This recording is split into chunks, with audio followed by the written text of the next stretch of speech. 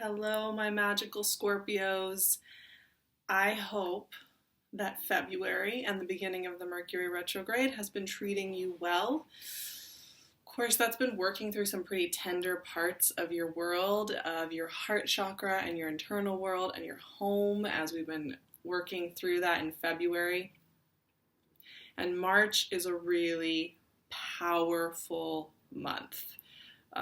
Let me just say that right up front. It is a very sea change kind of month energetically for all of us, not just you, but just generally speaking. This is a month where we are having big shifts in energy, big shifts in logic, big shifts in where we are putting our focus and our emphasis and our vision. March is always kind of powerful because it's the spring equinox up here in the northern hemisphere, autumn equinox in the southern, and equinoxes I find to be really powerful because they're that balancing point, that tilt point. They kind of are death and rebirth in a very specific way. And as we work our way through Pisces season and the sun hits into Aries, there's always like a death and a rebirth that occurs, energetically speaking. So what is going on this month? What is it that is going on? For you Scorpios, number one, you have Venus moving into Taurus, which means that you have a lot of love energy coming into your 7th house of your relationships. And that is going to be a really beautiful, warm, loving transit for you as we navigate March. We're finishing up the Mercury retrograde it will be moving into Aquarius on the 4th, finishing up its retrograde, going direct on the 10th, and then starting to move forward again. So we'll be playing with all the stationing with Mercury. If you're interested in getting some tips and some insights into the process of that, I've been doing weekly check-ins with Mercury retrograde. There will still be some in March, so if you're looking to get a little deeper, you can go join me on Patreon. We also have, this is the big news. This is the really big news. Shortly after the sun moves into Aries, into your house of like health and fitness and like just your routines, how you take care of yourself, how you connect with your body, Saturn enters Aquarius. Now, this has been one of those big shifts that's been looming in the horizon for a little while. We've been working with Saturn and Capricorn for over 2 years. And that has just become the status quo. That is where all the work has been done when it comes to Saturn. So Saturn moving is always a really big change in emphasis. Saturn moving into Aquarius is going to be a lot more about how we radically change our containers, our structures, what we consider the status quo. It's no longer about doing things the way they've always been done. Now for you, for all fixed signs, this is going to kind of change the game a little bit. It's going to electrify it and change it quite a bit because for you, Saturn is moving into your 4th house. What is the 4th house? The 4th house is like the home. It's the hidden. It's the mothering energy. It's the private energy. It's the nurturing energy. And so when Saturn is there, you're going to be really looking at what home means to you, what stability means to you, what containers are working for you within that. And that's really huge. Now, because Aquarius is so much about freedom and revolution, that's going to have a different flavor for you than for other signs, right?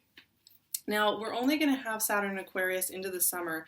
It's going to start going retrograde in a couple of months, and then it's going to move back to Capricorn for the rest of 2020. So we only have a little preview here of what we're going to be doing with Saturn and Aquarius starting next year and for 2 years after that. So this is a great place to just start to get the inklings, the information about what it's going to give you. And Mars is also going to be entering Aquarius on the 30th. So we've got some energy moving through this fixed sign of Aquarius. What card wanted to come out? Knight of Wands. Ooh, I like it. And we have a lot of energy moving into Aries as well. As we begin Aries season, we move from Pisces season, your fellow water sign, into fire. And that is very much about your spring cleaning, that Aries energy for you. Aries energy is very Knight of Wands. And actually, that was the note that came up for the Scorps this month, which is 6 of Swords. Ooh, you guys are on the move. There's something moving here. the note that came up for me with all of this shifting energy, right? All of this energy that's about new transits, new energy, ooh, Six of Cups. Ooh, okay. Was tidying up. Yes, quite literally, you might be tidying up your home. You might be shifting your home environment a little bit, checking in with that, absolutely. Three of Wands. But also tidying up your routines, your habits, tidying up any loose ends when it comes to how you treat yourself, your relationships, kind of just going through and noticing, sweeping out those little corners of your mind and your life where there's been some buildup.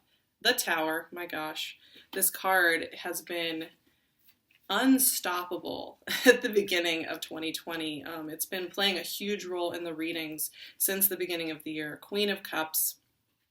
And a lot of that has to do with this Saturn moving into Aquarius energy.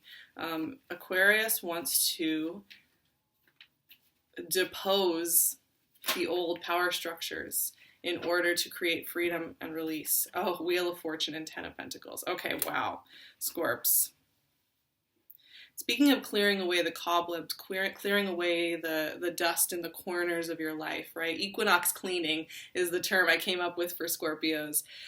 You'll be noticing where those corners are, and as you sweep them out, you're creating a lot of space to welcome in some really good stuff. But like I said, this Saturn moving into Aquarius is a bit of that Tower energy, and not necessarily in a destructive manner. That's what I always want to reiterate again and again and again. If you're getting Tower, which you are not alone, my friends, I will tell you that much. It means that the old containers, the old power dynamics that maybe seemed pertinent while we had Saturn in Capricorn, which was so much about authority, so much about buckling down and looking at authoritarianism within ourselves and in our culture. And now that it's moving into the sign of radical freedom, guess what? All the work we've been doing, that was important. We needed to do it. We're doing something different now. We're breaking out of that bubble. It may feel a little uncomfortable initially, but it's really positive. Now, here's the thing that's going on. When you notice these first two cards, right? These first two cards are all about forward motion and exploration and going for it. And taking a step. Knight of Wands is very creative, very active, very much about moving through the world, not just sitting still, but having stuff to go do. There's opportunities here. But it does come with this conversation with the Six of Swords, which is about leaving behind an old shore. And that's kind of the caveat here this month. Because we are finishing up a Mercury retrograde and the rest of the month is a post-shadow phase as well, it means there is a period of review going on at the same time all of this energy is shifting. And the sun and the moon and the new moon in Aries and Saturn moving into Aquarius and Mars moving into Aquarius, we're having these huge shifts going on. Venus moving into Taurus. Everything's moving into these really visionary, forward-focused energies. But at the same time, we have this Mercury conversation going on in the background that's review. And I think these two things can happen at the same time. I think sometimes we think we have to finish reviewing, finish our equinox cleaning, finish our healing or our connecting before we're allowed to create, before we're allowed to move, before we're allowed to make an impact in our lives. And that is not true. Yes, sometimes we need to take that time and sit down and be quiet. But I think often the next part of integration, the next part of healing, the next part of moving through life is in the doing. Right? It is in the honoring and taking your place on the stage. Now, here's the thing.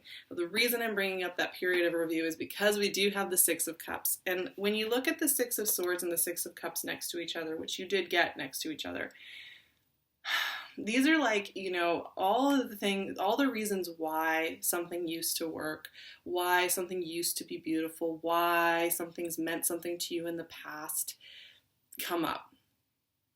And 6 is all about balance and harmony. It's a feminine number. It's a feminine number of that kind of balancing, harmonizing energy.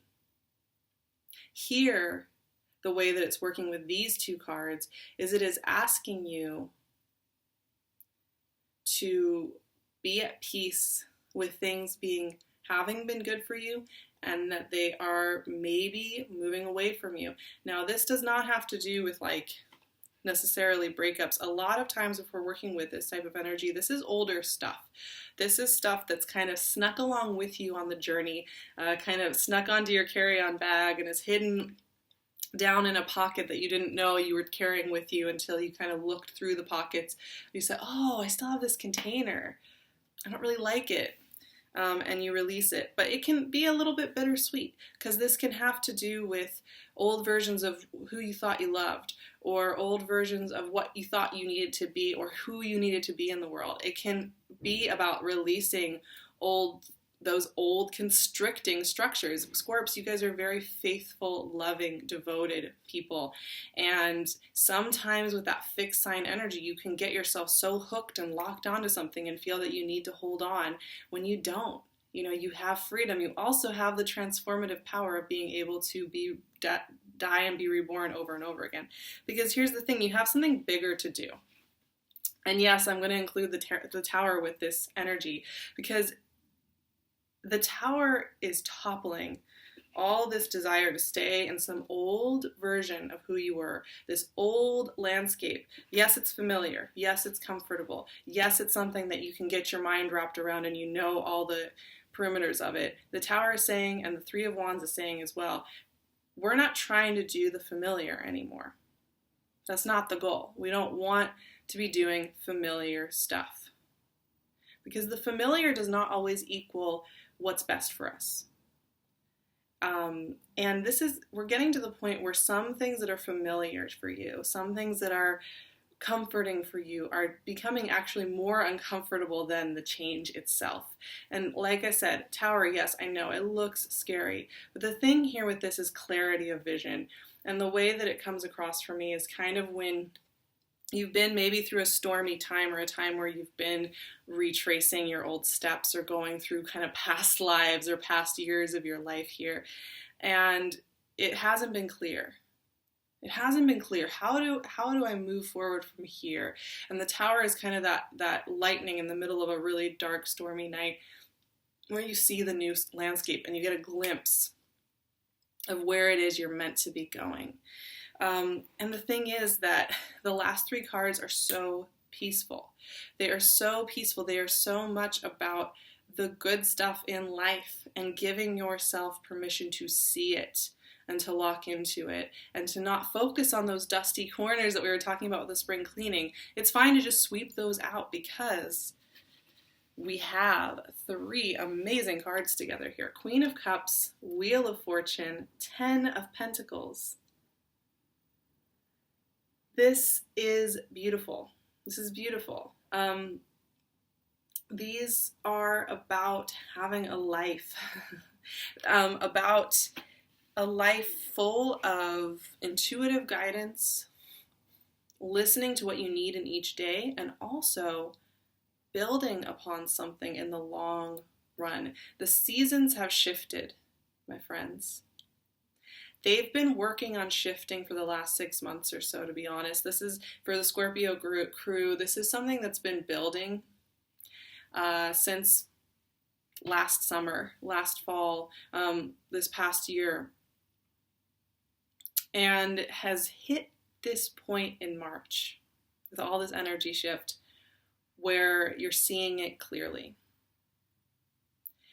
And the big thing that I want you to take away when you think about that tower, that liberation, that vastness of freedom that comes with that energy, I want you to think about the fact that you are allowed to take your place at this table coming up.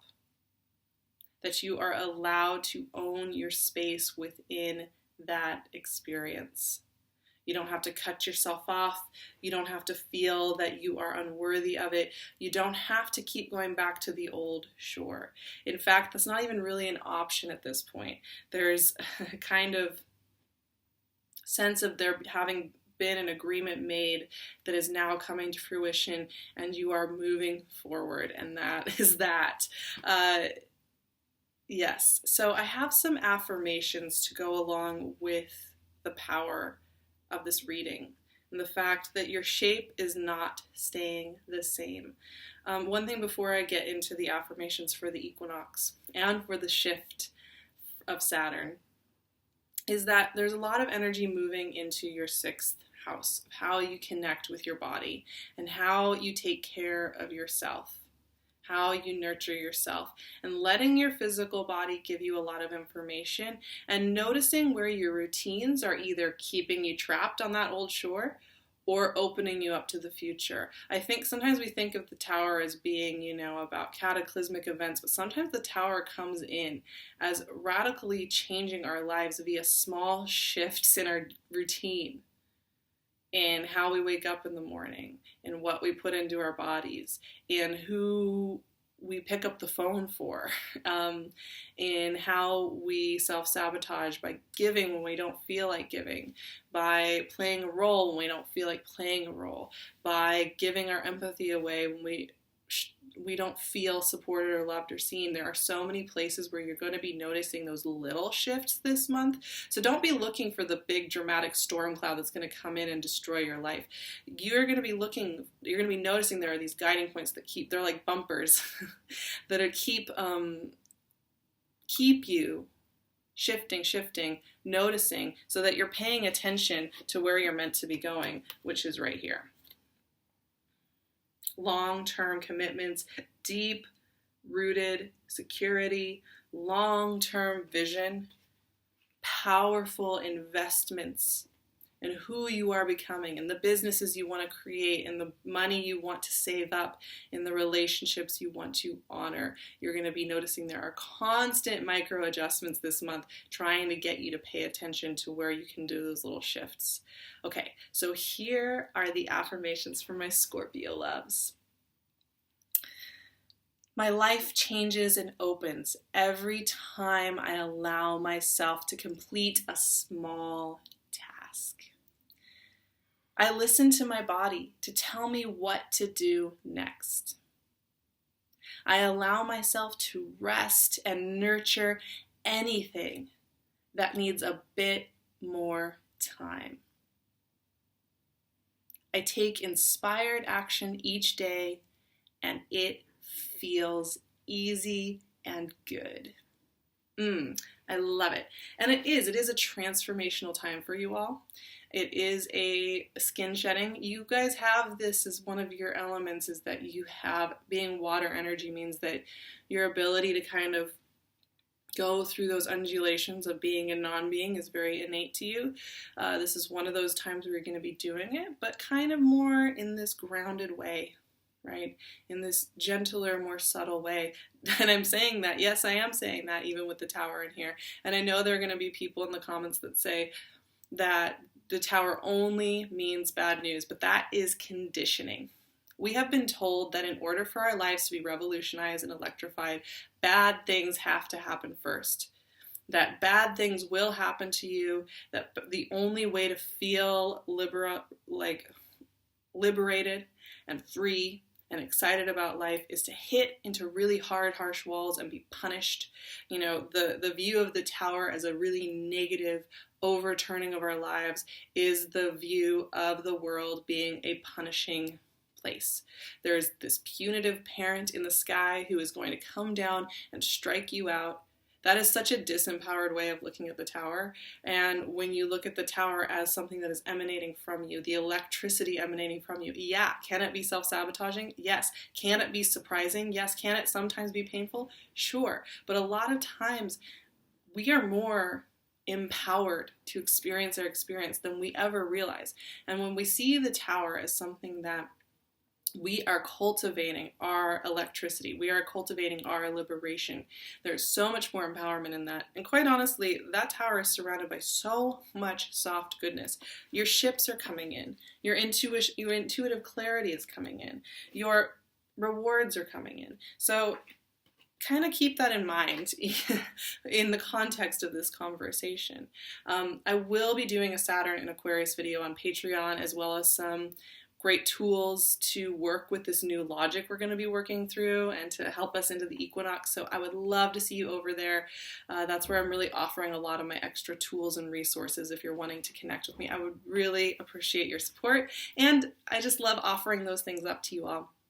You can work with me. My calendar's still in the work in progress phase, but I will be opening up sessions rolling out over the next few months. So keep an eye on my calendar to work one-on-one with me. I'll leave the booking link below. And of course, you can find me on Instagram at SarahVerba.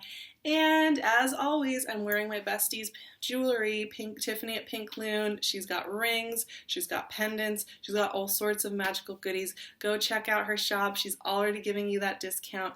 I will see you all so soon for Moon Magics and for more ahead with this new transit with Saturn and Aquarius. I'm sending you so much love and healing and nurturing and happiness and goodness your way, my Scorpio loves.